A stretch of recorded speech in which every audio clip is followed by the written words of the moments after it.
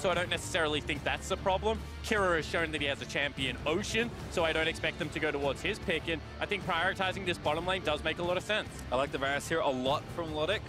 We'll see what they pair it with here. This would be called a Gambit special. Haven't seen Tarek in a long while, but we'll see what they do. And a select here, still 10 seconds to make their third pick of this draft. Oh! All right, it's Nautilus instead. And I expect it to be a support Nautilus. Yep. Supportalus. Which isn't very good at the moment, I don't think. Has just gently been tapped up time and time again. See if I can find out the last time Supportalus graced the stage for Edward. See if it's even got some going this year. I'm going to guess probably not. Yeah, I'm also going to guess that as well. Turn. Going to be locked in. I found one. It was a loss. It was a loss. It makes a lot of sense because I'd give presumably Jensen counter pick. Although I'm hearing Vedius' voice in the back of my head saying that maybe we could play it. It's not going to happen. Most likely going to be a rise here, I think. You know, pair up the globals one more time. Jensen's looked very clean on it. Ooh. Once again, Cloud9 just reaching further and further back into the champion select. Okay. My eyes lit up there. I was like, is it actually going to be?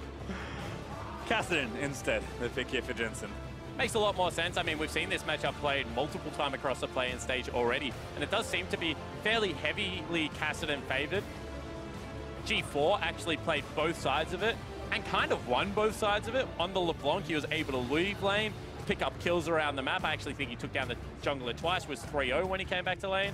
Then against G2, when he played it again, was able to pick up a couple of kills on the Kassadin side of it against Perks, and was able to win out on that lane very hard. So see what Jensen, someone can do, someone that is very practiced on the assassins in the mid lane can. Off for Edward, and Sneaky wins out on that trade. Jensen also staying, does get flicked back in.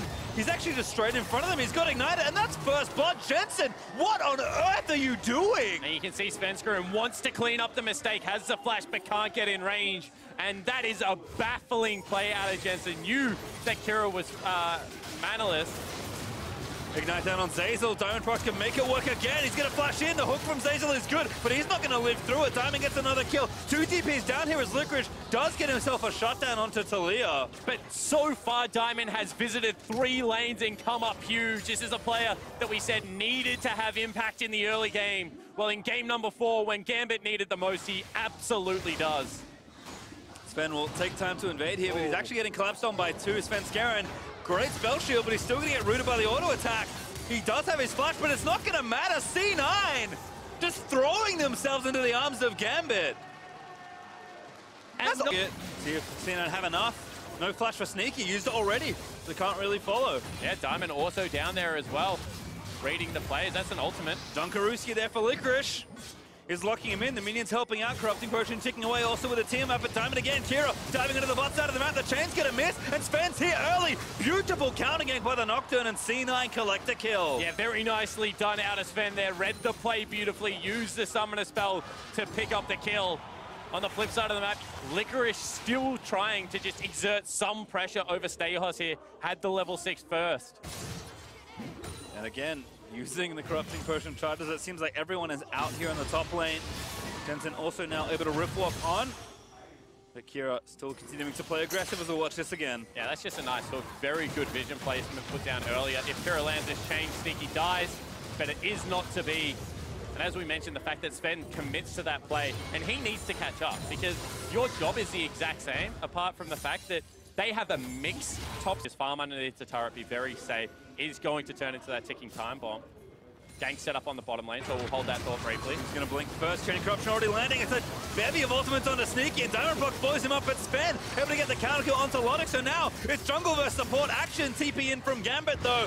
Edward is going to be the target, but Sven's now left out all alone as Stayhouse charges in, moves Sven towards his turret, and grabs himself a shutdown. Yeah, very nicely done from Stayhouse. Made sure that he was out of range. I think this will be pretty easy to read if you are the Gambit lineup. Ward's going to make it unnecessary to read. As Ooh. TP in from, is that Jensen? Oh, that's both of them. Everyone's coming down to the bot side of the map. They want Logic. The hook is just short from Zeyzal, but the dunk from Licorice is going to seal 2 kills in the bot side for Cloud9. And what a beautiful play out of Cloud9. The easiest way to get to your spikes is to accelerate the state of the game. Take yourself a couple of kills and a turret, and it was against the flow. We mentioned that Diamond was going to be heading north to hand off that blue buff. Cloud9 read the play. They use the previously mentioned ward, and they smash it. Kira and Jensen at it again. Shane does latch. Jensen going to try and find it out. Here's Svenskeren though, riding down towards it. Went on the wrong one. Oh, Jensen dies again. Kira able to take him out. Can he get away from Svenskeren though? Now Gambit actually found a different pick. It's Zeyzal that's left out to dry. Ward's over, trapped into the wall. A beautiful weave as well from Diamond as Logic gets a kill. That is a heads-up play out of Diamond. Kassadin's Q used to be a silent. It would stop everything as they actually engage on the mid lane. Again, all in the mid side. They are going to grab Logic there. Svenskeren just dives onto his face. Mortal Assault is also going to get burnt. He flashes out to make sure the rest of his carries are safe. Licorice though maybe too far forward. Kira is maybe going to thread the chain through. He does grab the shutdown. Snipes Licorice through the traffic. Oh, that was very close. Seihos gets the ult. Yep, gets the knock up there. There's the move back as well. Diamond finds the flick, and that's another pick for Gambit. It certainly wasn't. All of a sudden, Gambit just continue the fight. This time it's Cloud9 that starts it off without the teleport of Stayhorse being channeled, but he gets back to base. He gets back into the fight. Potentially, they're going to look at Baron. They're at least going to start it here. Spencer can steal this. Svenskeren getting shut down. They're right in, but it's not enough. C9, they found the play. It was the Lantern.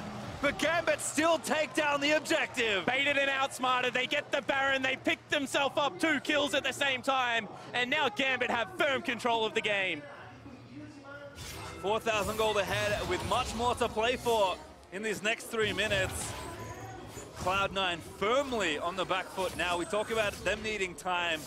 The time they need is just increasing as Gambit find these advantages. And this is so impressive because we said they will get outscaled eventually. However, at this stage of the game, the LeBlanc reigns supreme. You can see Kira just being such a nuisance, takes him so low. So much pressure on this smite. And it is Diamond Prox flexing, having a... now in the lead. Diamond cuts them off, a standard siege clear wall, but does look good here. As Kira chunking people out, even Licorice is relatively tanky, at least as far as Cloud9's overall team is.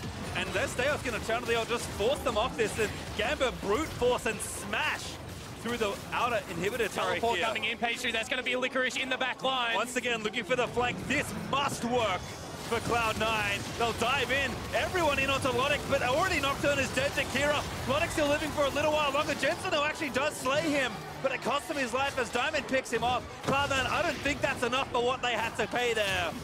Certainly might not be the case. You can see Stayhorse so tanky. Hook just misses. Sneaky has to flash it. Do they look for the end? Gambit, they are going to go for the throat. Cloud9, 3 left. Can Gambit push us to game number 5? Here for our first best of 5 in the play-in knockouts. They find the slam. Licorice burns the stopwatch. The Nexus turret though still under siege. Licorice, he can't really get out. He dives into the backside, but he can't get this assassination. And Kira is just smashing people. Sneaky able to take down the clone, but that's not the LeBlanc they were looking for. Another hook from Zeyzal, but C9 just have no health to defend. And Gambit, they will make it all the way to game number 5. What a performance! And after game 2, the analysts were kind of patting himself on the back. They said that was the one game that we gave Gambit, but they say no. Blue side victories able to carry them through to this game 5. And